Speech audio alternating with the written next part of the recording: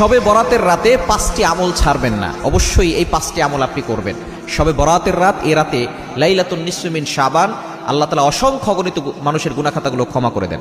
তবে এই রাত নিয়ে অনেকে বাড়াবাড়ি করে, অনেকে ছাড়াছাড়ি করে। একদল বাড়াবাড়ি করে, হালুয়া রুটি বানায়, আতশবাজি ফুটায়, এরপরে আগরবাতি, তারপরে লাইট জ্বালিয়ে বিভিন্নভাবে অনেক ধরনের বাড়াবাড়ি করে। এটা করা যাবে না। আরেক দল করে ছাড়াছাড়ি, বলে শবে বরাত বলতে কিছুই নাই।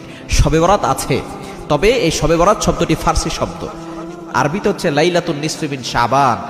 যারা বলে শবে বরাত কোরআন হাদিসে নাই, নামাজও তো কোরআন হাদিসে নাই, রোজাও তো কোরআন হাদিসে নাই, এটা হচ্ছে ফার্সি শব্দ। নামাজ এটা আরবি শব্দ নয়, আরবি শব্দ হচ্ছে সালাত। রোজা এটা আরবি শব্দ নয়, আরবি শব্দ হচ্ছে সিয়াম। সুতরাং এই শবে বরাত এটা হচ্ছে ফার্সি শব্দ, এর আরবি শব্দ হচ্ছে লাইলাতুন নিসফি মিন শাবান। নবী সাল্লাল্লাহু আলাইহি ওয়াসাল্লাম নিজে জানিয়ে দিয়েছেন, সুনানে ইবনে মাজার 1390 নম্বর হাদিস, ইন্নাল্লাহা লা ইয়াত্তালিউ ফি লাইলাতিন নিসফি মিন শাবান ফায়াগফিরু লিজামিই খালকিহি ইল্লা লিমুশরিকিন আও মুশাহিন। এই শবে বরাতের, বিশেষ করে লাইলাতুন নিসফি মিন শাবান, এই রাতে আল্লাহ পাক রব্বুল আলামিন সকল মানুষের দিকে দৃষ্টিপাত করেন এবং সকলকে সাধারণ ক্ষমা করে দেন। একমাত্র মুশরিক যারা আছে এবং হিংসুক যারা আছে তাদেরকে আল্লাহ তাআলা ক্ষমা করেন না। তবে এই রাত অবশ্যই মুক্তির রাত, আল্লাহ তাআলা অসংখ্য অগণিত মানুষের গুনাহখাতাগুলো ক্ষমা করে দিবেন। এই রাতে আপনি 5টি আমল করবেন, অবশ্যই ছাড়বেন না। এক নম্বর হচ্ছে নফল নামাজ বেশি বেশি করে পড়ার চেষ্টা করবেন। 2 রাকাত করে, নির্ধারিত কোনো নামাজের নিয়ম নেই, কোনো নির্ধারিত সূরা নেই, নির্ধারিত কোনো রাকাতের সংখ্যা নেই।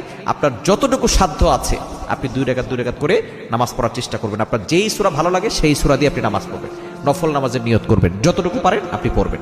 দ্বিতীয় নাম্বার হচ্ছে আপনি এদিনে, এই রাতে আপনি জিকির আজকার বেশি করবেন। সুবহানাল্লাহ, আলহামদুলিল্লাহ, লা ইলাহা ইল্লাল্লাহ, আল্লাহু আকবার, এই জিকিরগুলো বেশি করার চেষ্টা করবেন। দ্বিতীয় নাম্বার আমল, যত বেশি পারবেন জিকির করবেন। আপনি যত জিকির আছে, লা হাওলা ওয়ালা কুওয়াতা ইল্লা বিল্লাহিল আলিয়্যিল আযীম, এটা বেশি বেশি পড়তে পারেন।